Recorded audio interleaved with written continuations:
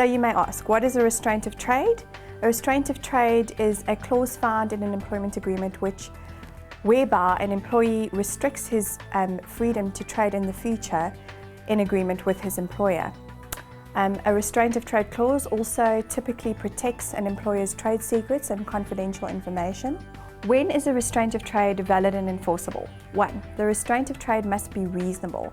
This means that there are two competing considerations that are weighed up against each other. The first is that it is in the public interest that people should be bound to the agreements that they enter into, and secondly, that it is also in the public interest that a person should not be unreasonably limited in the person's freedom to trade.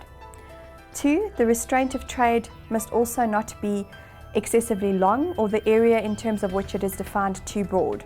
Our courts have ruled that a restraint of trade that is excessively long or the area defined as too broad will not be enforceable. The third factor is that a restraint of trade should not be signed under duress. This means that an employer cannot force an employee to sign a restraint of trade. If an employee alleges that the employer forced him or her to sign the restraint of trade, the employee will then bear the onus of proving this. The fourth factor is that the restraint of trade cannot be used to prevent competition.